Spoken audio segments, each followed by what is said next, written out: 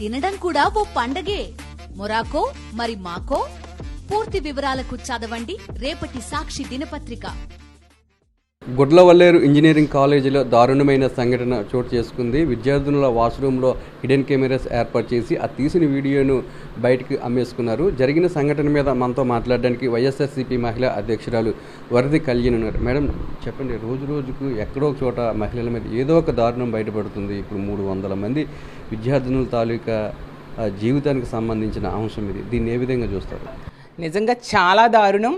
300 మంది ఆడపిల్లల భవిష్యత్తు ఆ హాస్టల్లో వాష్రూమ్స్లో హిడెన్ కెమెరాస్ పెట్టి ఆ ఫుటేజ్ని బయటికి వదులుతూ ఉన్నారంటే ఎంత దారుణమైన సంఘటనలు రోజుకోటి మన రాష్ట్రంలో జరుగుతున్నాయో అర్థం చేసుకోవచ్చు. దీన్ని తీవ్రంగా ఖండిస్తూ ఉన్నాము. ఇలాంటి సంఘటనలు చేసిన దుర్మార్గులకి వీళ్ళ మీద విచారణ చేసి వెంటనే శిక్షించాల్సిన అవసరం ఉంది. అసలు రాష్ట్రంలో కఠినమైన చట్టాలు లేకే రోజుకొక హత్య, రోజుకొక అత్యాచారం, రోజుకొక ఇలాంటి దారుణమైన సంఘటనలు జరుగుతూ ఉన్నాయి. అలాగే తీసుకుంటే ఎంతసేపు కూటమి ప్రభుత్వం అధికారంలోకి వచ్చాక రాజకీయ వేధింపుల మీద దృష్టి సారిస్తూ ఉంది తప్ప ఆడపిల్లల మాన ప్రాణాల గురించి దృష్టి సారించట్లేదు. గతంలో జగన్మోహన్ రెడ్డి గారు ఆడపిల్లల రక్షణ కోసం దిశ యాప్ తీసుకొచ్చారు. ఆ యాపే కనుక ఈరోజు ఉండుంటే ఇలాంటి పరిస్థితి వచ్చేది కాదు. ఎందుకంటే గత వారం రోజులుగా ఈ అమ్మాయిలు ఈ సంఘటన మీద ప్రిన్సిపల్కి, మేనేజ్మెంట్కి కంప్లైంట్స్ ఇస్తూనే ఉన్నారు, కానీ వాళ్ళు పట్టించుకోని పరిస్థితి. ఆ యాప్ కనుక ఉంటే SOS బటన్ నొక్కిన 10 నిమిషాల్లో పోలీసులు వచ్చి వాళ్ళ మీద చర్యలు తీసుకునేవారు. ఈరోజు తల్లిదండ్రులందరూ ఆందోళన చెందుతూ ఈరోజు అక్కడ బయట పెద్ద యాజిటేషన్ చేస్తూ ఉన్న పరిస్థితి విద్యార్థి సంఘాలు, తల్లిదండ్రులు.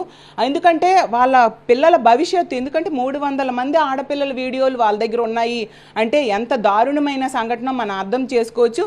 ఈ కూటమి ప్రభుత్వం అధికారంలోకి వచ్చిన వెంటనే హోమ్ మినిస్టర్ గారు, అదే పాయకరావుపేట ఎమ్మెల్యే గారు ఉన్నారు కదా, ఆవిడ అయితే ఎంతసేపుని ఆడపిల్లలు కూటమి ప్రభుత్వం అధికారంలోకి వచ్చింది ప్రశాంతంగా నిద్రపోవచ్చు అన్నారు.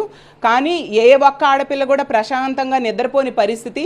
ఈ కూటమి ప్రభుత్వము అలాగే మంత్రులు ఈరోజు ప్రశాంతంగా నిద్రపోతున్నారు తప్ప రక్షణ లేని పరిస్థితి ఆడపిల్లలకి ఈరోజు రాష్ట్రంలో ఉంది.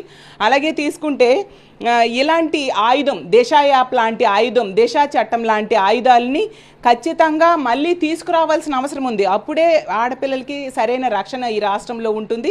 అలాగే తీసుకుంటే గత కొద్ది రోజుల్లో ఈ విద్యా కాలేజెస్లో తీసుకుంటే ఇద్దరు ర్యాగింగ్కి బలైపోయారు. ఒకవైపు ర్యాగింగ్లు, ఒకవైపు ఇలా హిడెన్ కెమెరాసు. అసలు విద్యార్థుల భవిష్యత్తు ఏంటో అర్థం కాని పరిస్థితి ఉంది. కాబట్టి రాజకీయాలకు అతీతంగా ఇలాంటి సంఘటనలు జరిగినప్పుడు ఆలోచించాల్సిన అవసరం ఉంది. ఇప్పుడు ఎంతసేపు గతంలో జగన్మోహన్ రెడ్డి ప్రభుత్వంలో ఎవరికి ఇరికిద్దామా, ఎవరికి రాజకీయ వేధింపులు గురి చేద్దామా అన్న దాని మీద పెట్టిన దృష్టి ఇలాంటి ఆడపిల్లల మాన ప్రాణాలు రక్షించడం కోసం పెడితే బాగుంటుందని నేను తెలియజేస్తూ ఉన్నాను. ఇలాంటి సంఘటనలకి రాజకీయాలకు అతీతంగా మేధావుల్ని, ప్రతిపక్షాలని అందరినీ కలుపుకొని వెళ్ళి ఏంటి సొల్యూషన్ అనే దాన్ని ఆలోచించాల్సిన అవసరం ఉంది. ఈరోజు తీసుకుంటే హోటల్లో కూడా ఇలాంటి హిడెన్ కెమెరాస్ పెట్టేస్తూ ఉన్నారు, ఇలా హాస్టల్స్లో కూడా పెట్టేస్తూ ఉన్నారు. వీటన్నిటికి కూడా మన మొబైల్ ఫోన్స్లో హిడెన్ కెమెరాస్ని ఐడెంటిఫై చేసే యాప్స్ లాంటివి ఫైండ్ అవుట్ చేసి వాటిని ఇచ్చి ఆడపిల్లలకు రక్షణ కల్పించాల్సిన అవసరం ఎంతైనా ఉంది. కాబట్టి ఎప్పటికైనా కూటమి ప్రభుత్వం దీని మీద విచారణ చేసి కఠినంగా శిక్షించాలి దుర్మార్గులని. ఆడపిల్లల మాన ప్రాణాలకి రక్షణ కల్పించాల్సిన అవసరం ఎంతైనా ఉంది. మా వైఎస్ఆర్ కాంగ్రెస్ పార్టీ ఖచ్చితంగా ఈ రాష్ట్రంలో ఉన్న ఆడపిల్లలకి వాళ్ళకి మద్దతుగా పోరాటం చేస్తుంది. మనందరికీ తెలుసు, గతంలో ఒక మహిళా పక్షపాత ముఖ్యమంత్రిగా జగన్మోహన్ రెడ్డి గారు ఆడపిల్లల రక్షణ కోసం ఎంతగానో పెద్దపీట వేసిన పరిస్థితి. ఈరోజు అలాంటి రక్షణ లేక ఇలాంటి సంఘటనలు జరుగుతూ ఉన్నాయి. ఇలాంటి సంఘటనలు పునరావృతం కాకుండా చూడాల్సిన బాధ్యత కూటమి ప్రభుత్వంపై ఉందని తెలియజేస్తూ ఉన్నాను. చెప్పండి మేడం, రాష్ట్రంలో ఏదో ఒక చోట ఏదో ఒక దారుణం బయటకు వస్తుంది. జరుగుతున్న సంఘటనలు ఏ విధంగా చూస్తారు? వాటి నియంత్రణకు ప్రభుత్వం ఎలాంటి చర్యలు చేపట్టాలని మీరు భావిస్తున్నారు? ఇప్పుడున్న ప్రభుత్వం ఏదైతే కూటమి ప్రభుత్వం కక్ష సాధింపు చర్య దిశగానే వాళ్ళ పరిపాలన సాగుతుంది. ఎక్కడా కూడా న్యాయం, ధర్మం అనేది, సమతూకం అనేది లేదు. జగన్మోహన్ రెడ్డి గారు ఒక దిశ అనే చట్టాన్ని తీసుకొచ్చి ఏదైనా సంఘటన జరిగినా లేదా ఆయా వ్యక్తులకు అనుమానం వస్తే బటన్ నొక్కితే 10 నిమిషాల్లో పోలీసులు వచ్చే వ్యవస్థను ఏర్పాటు చేయటం నిజంగా ఈ దేశంలో కూడా ఎక్కడా లేదు.